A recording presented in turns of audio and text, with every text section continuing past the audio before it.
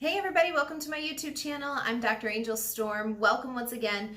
I am talking to you today about revenge and the narcissist. I have several videos that talk about this topic specifically already out there, but this is one of the most common, absolutely within the top three most common questions that I get asked. How do I get revenge on the narcissist? And it's really important, I feel like, for me to just explain this once again, that if you are feeling like you want to have revenge on the narcissist and you're trying to scheme up ways on which you're going to do that, like how this grandiose plan of yours is going to come out where, somehow the narcissist is going to be exposed, humiliated, made to pay for all of the things that they did to you, maybe having their support system around them crumble, their flying monkeys will kind of see the light and stop supporting them.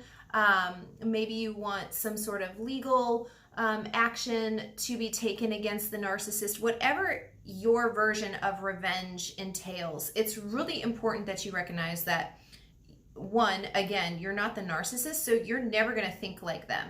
And if you are constantly consumed with those types of thoughts, they're really, really toxic to your mind, and they're going to produce more of those types of thoughts, even in other areas, right? Which is the main reason that I talk about forgiveness and why that's really the only sustainable solution to moving forward in your life once you discover that you're with a narcissist or that you've been with a narcissist, is because it will influence every other area. It's going to affect, if you have businesses, it's going to affect your business decisions. If you're an employee or a boss at a job, you're going to start taking out those types of thoughts on the people that you work with.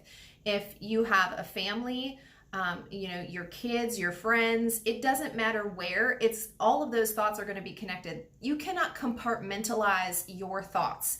So if you feel like in one situation, it's okay to seek revenge the way that you're wanting to against the narcissist, that's going to bleed over into every other area of your life. It's going to breed distrust. It's going to breed really horrible decision-making patterns in every area of your life. And not to mention the fact that this is not the type of ground that self-love is going to grow in. So you're never going to discover who you are if you are constantly thinking about who the narcissist is and all of the things that the narcissist did to you. You are more than your experiences. You are more than what the narcissist did to you. So it's really important that you know that and you do something with that, right? That you understand that you are more than that. And you're willing to develop who you are rather than focusing on who you aren't and what has occurred to you. You're more than your past experiences. So this is, again, as I said, this is going to bleed into every single area of your life, and that's the number one reason. I have a video where I talk about how to get society to care about narcissism. And in that video, I talk about why it's so important that victims of narcissistic abuse heal, because you're not able to present your case for why this is a problem if you are coming across as bitter, as angry, and even if you are justified to have those feelings.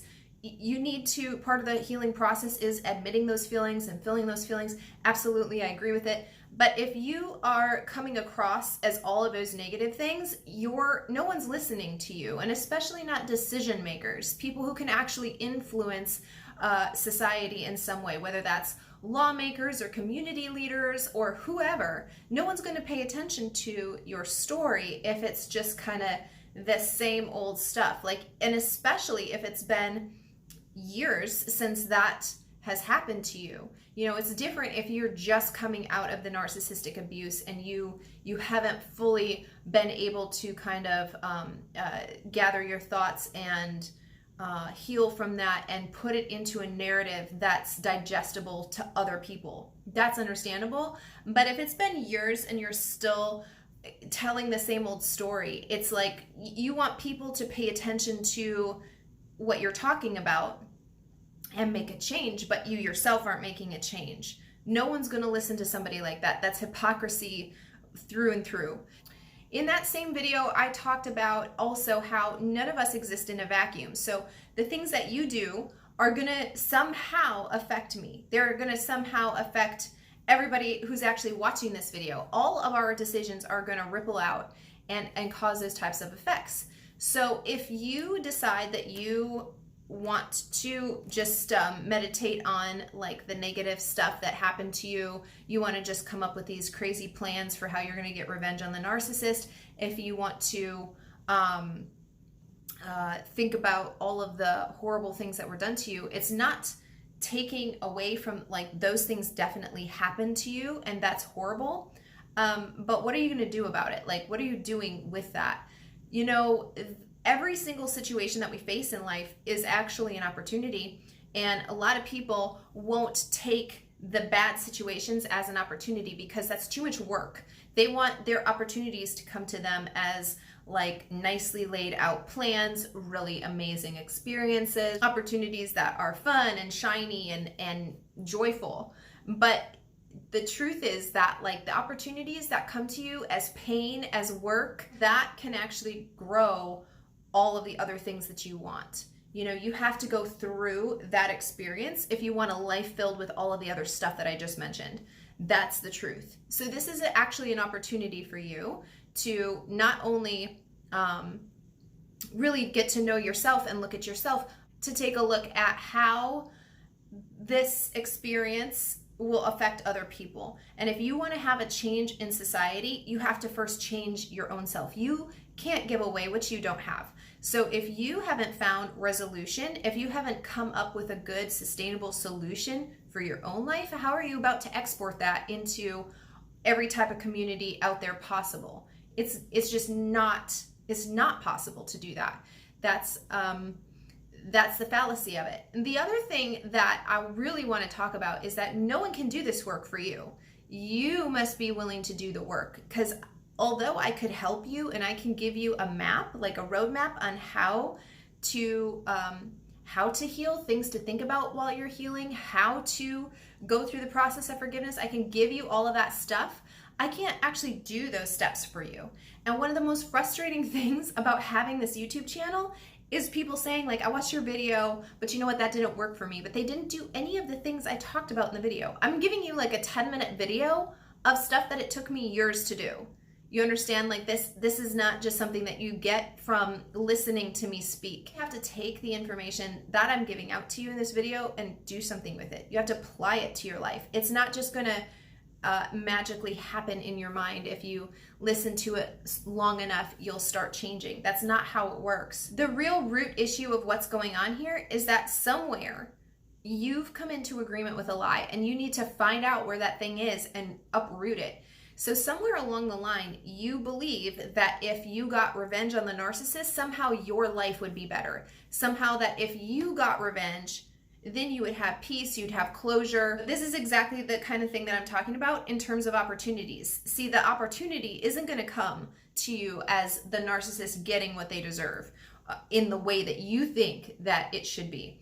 The opportunity is for you to do something with all of the hurt and the pain and the experiences that you've gone through to better your own self, and then there's the opportunity.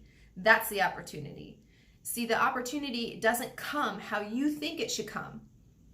You have to accept it for what it is. And until you can do that, you're going to continue to have this toxic rumination where you think about the same thing over and over, and you're actually allowing that thought process to grow stronger in your brain. So when it comes down to making decisions, the neural synapses are moving forward into that decision-making process that you've ingrained so heavily in your mind as far as revenge and unforgiveness go, that you'll start holding on to little things. Somebody could bump you with their cart at the grocery store, and now you're in a bad mood because of it. If you have found yourself like getting irritated about little things, it's because of that. There's a root somewhere in your life where you have allowed all of this stuff you're just offended by all of the things that are happening to you. And the root of it is probably because you're not willing to forgive. You're not willing to accept that the opportunity is going to come in a different package than what you want it to come as. The narcissist is no longer your responsibility. What happens to the narcissist isn't even your responsibility. If you want to change how the narcissist is treated, if you want to change the way society views narcissism, you need to make the change your own self first. You have to change yourself first. And if you cannot change, you cannot expect other people to change. Again, hypocrisy. It's not going to be sustainable.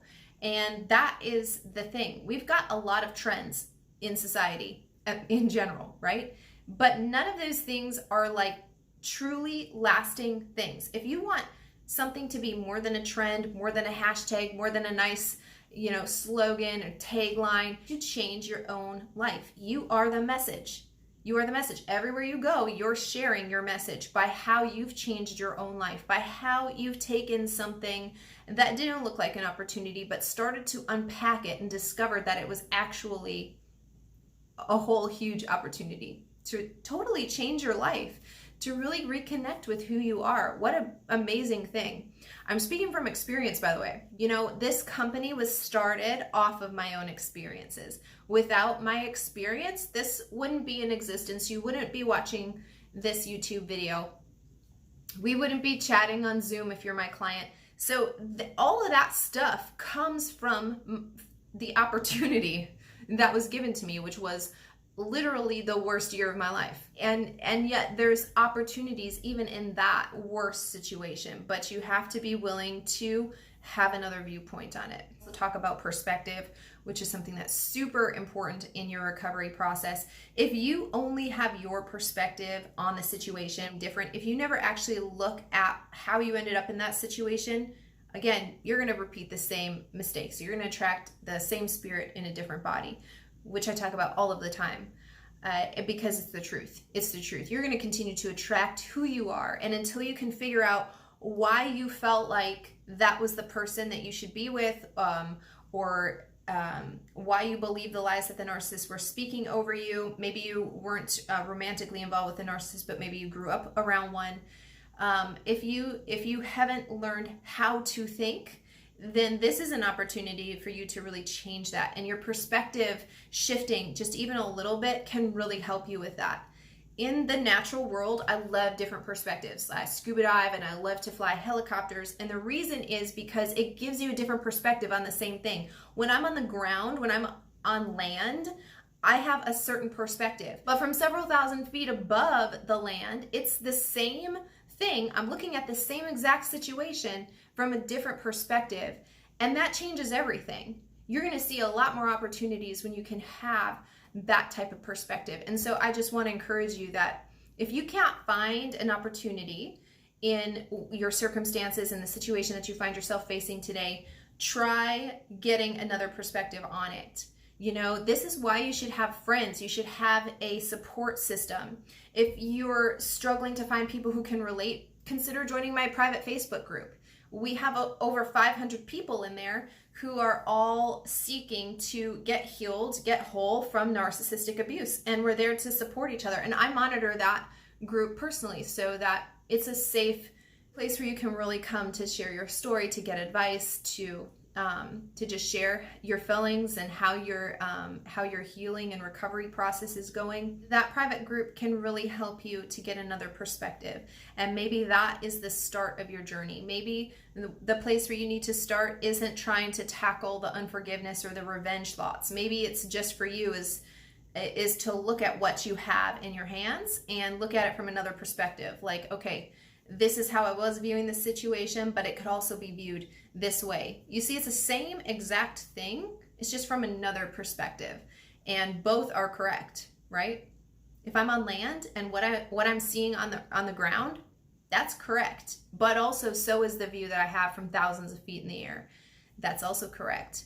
Same thing with the ocean. We can look at it like from the shore, and that's one viewpoint of it, or we can go down beneath the water, and that's another viewpoint of it. So what you have, the way that you look at it is definitely going to impact the outcome. It's going to impact the possibilities for the outcome.